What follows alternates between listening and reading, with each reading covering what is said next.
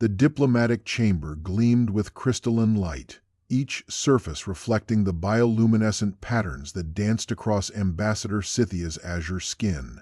Her 4 slender arms moved in graceful arcs as she spoke, her compound eyes catching every nuance of expression on the human's face. Captain Andrew Callahan stood rigid in his dress uniform, trying to focus on the trade negotiations rather than the way starlight seemed to pool in her translucent features.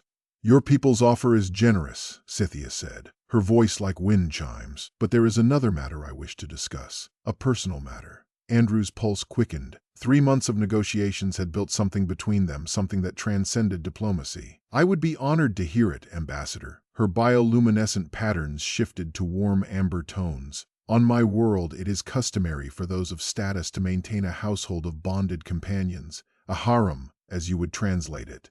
I find myself drawn to you, Captain. I would like to invite you to join mine." The words hit him like a physical blow. Join. Not be with her exclusively, but share her with others. "I don't understand," he managed. "6 others have already agreed," she continued. Her patterns brightening with what he'd learned was excitement. "Scientists, diplomats, artists. You would have your own quarters, of course, and we would share time according to traditional schedules. It would formalize the connection between our peoples."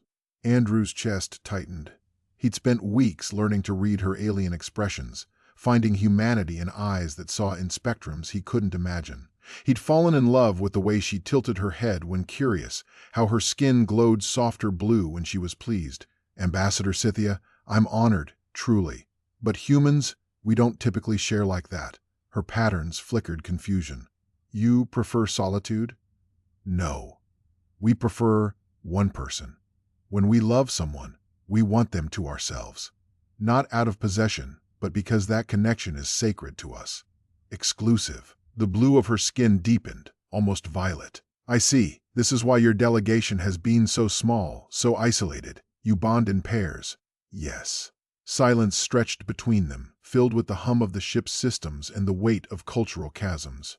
"Then I have made an error," she said finally.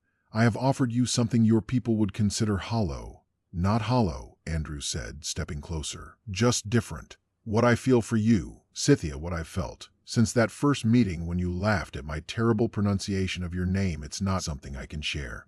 I want to know every thought in your head. I want to be the one you turn to when you're excited about a discovery or frustrated with the council. I want mornings with you and evenings with you and all the hours in between." Her patterns swirled in complex rhythms he'd never seen before. "This intensity, it sounds like madness. Maybe it is, but it's our madness. Human madness. What you describe would be considered obsessive on my world, unhealthy." Andrew smiled sadly. "And what you describe would break my heart." She moved closer, her tallness bringing her compound eyes level with his. He could see himself reflected 100 times in their facets. "Your heart is already broken, isn't it?" "A little," he admitted. "Because I offered to share myself when you wanted all of me." "Yes." Her lower arms reached out, fingertips barely brushing his. The touch sent electricity up his spine. "Tell me more about this human way. Help me understand why you would reject connection with others for the sake of connection with one." Over the following weeks, the negotiations took on a new dimension. Trade agreements were signed, but Andrew and Sythia spent their evenings in the observation deck, talking until the stars blurred with station rotation. He told her about human history, about love songs and poetry, about couples who built lives together. She listened with all 4 arms wrapped around her knees, patterns shifting through every color he'd learned to recognize. She told him about her world's traditions, about how her people had evolved in hive structures where connection to many meant survival, about how loneliness was the greatest fear of her kind and how a harem protected against it. "But you're here alone," Andrew pointed out one evening, "light years from home, representing your people with no harem for months." Her patterns dimmed. "It has been difficult. I meditate often to quiet the isolation." "That's why you wanted to form one here." "Yes.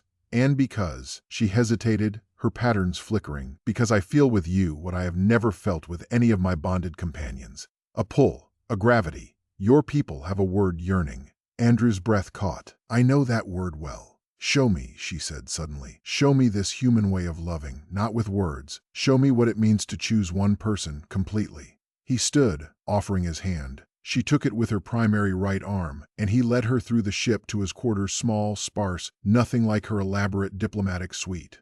"This is where you live." She looked around with all her eyes. "It's so solitary, it's quiet, private, a place where I can be just myself. And you would share this space, your private self? With the right person? Yes, with you." He touched the control panel, lowering the lights until only the glow of her bioluminescent patterns illuminated the room. Blue and silver, like moonlight on water. "In human courtship," he said softly, "we start slowly. We learn each other. May I?" At her nod, he reached up and traced the luminescent pattern along her cheekbone. She shivered, patterns flaring bright. "No one has ever touched me like that," she whispered. "So focused, so reverent. Because there's only you. In this moment, in this universe, there's only you." Her forearms wrapped around him, gentle but secure. "Teach me this madness, Andrew Callahan. Teach me to want one person above all others." The weeks that followed transformed them both. Andrew showed her human customs, shared meals where they fed only each other, long walks through the station where they noticed no one else, nights spent talking until dawn while wrapped in each other's arms. Sythia's patterns began to change. Her people noticed first. "Ambassador, you haven't attended communal meditation in days," her aide, Nethris, said with concern. "Your patterns are erratic. Are you ill?"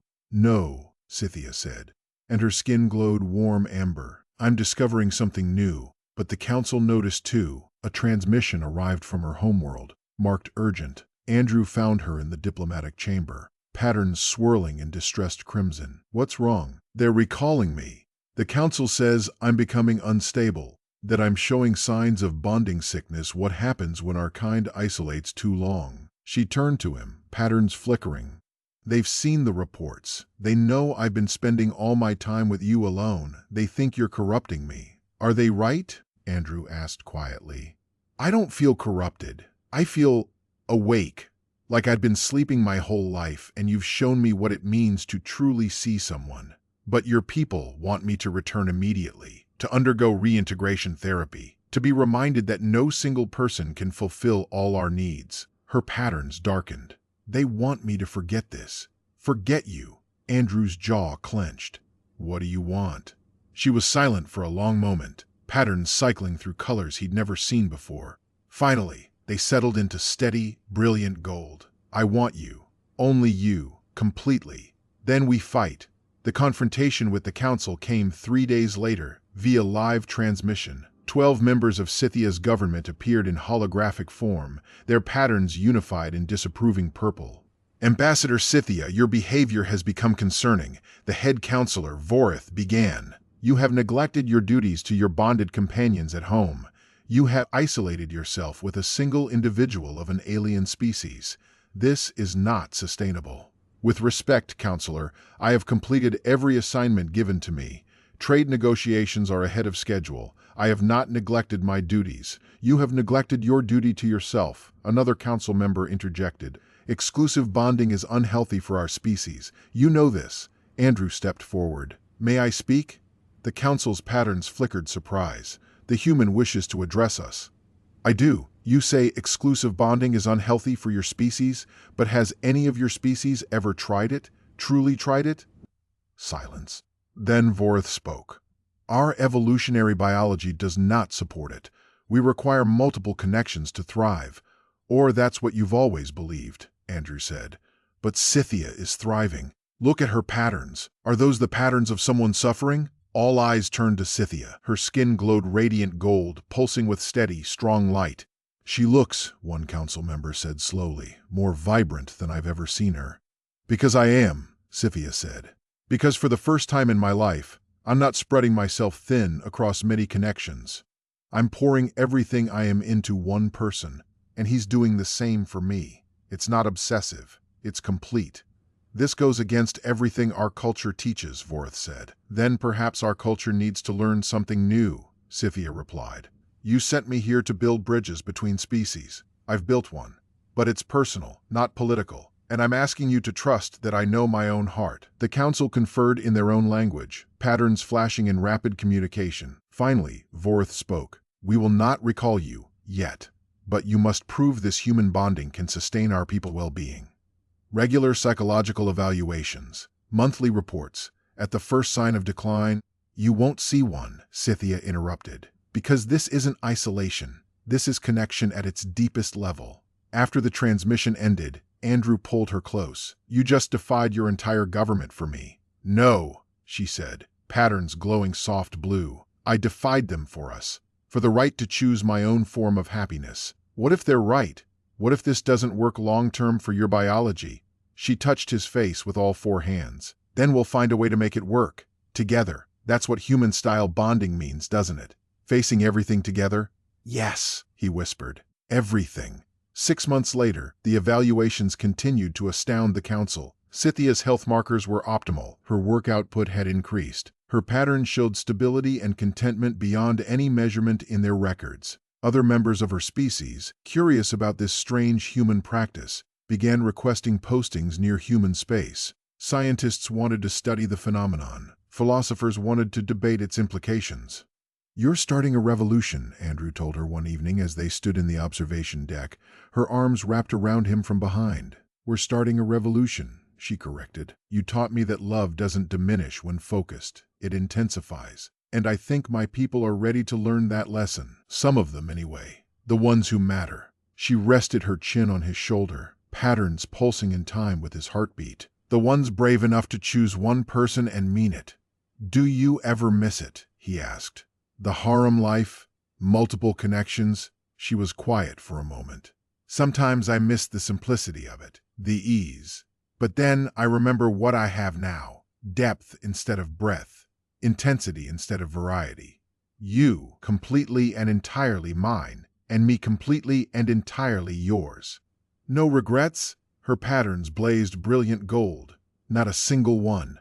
A year after their first meeting, the council made an unprecedented announcement. Exclusive bonding would be recognized as a valid choice for their species. Those who wished to pursue human-style relationships would not be stigmatized or forced into traditional harems. The vote hadn't been unanimous, but it had been enough. Sythia stood before the council in person this time, having traveled home with Andrew at her side. Thank you, she said simply, for being willing to change. Thank you, Vorth replied, for showing us that change was possible, that our species could adapt and grow in ways we never imagined. Outside the council chamber, Andrew took both of Sythia's primary hands in his. So what now? You've changed the course of your civilization. What do we do for an encore? She laughed, the sound like crystal bells. We live, we love, we show everyone your people and mine what it looks like when two individuals choose each other above all else. Sounds perfect. It sounds human, she said, patterns glowing warm. And I've learned that human ways have their own beauty. They walked together through the streets of her homeworld, and for the first time, no one stared at the odd pair. No one questioned why the ambassador walked with only one companion instead of many. Because love, they had learned, was not about quantity. It was about choice, about depth, about two souls deciding that everything they needed existed in each other. And that was a lesson worth learning, no matter what species you called home. The stars wheeled overhead as they made their way home to quarters they now shared, to a life they'd built together, to a future where Harum invitations no longer came. Because Sythia had everything she needed, and so did Andrew. In each other, completely. In each other, always. If you have enjoyed the story, tell YouTube to send you more stories like this by subscribing to this channel, liking the video, and leaving a comment.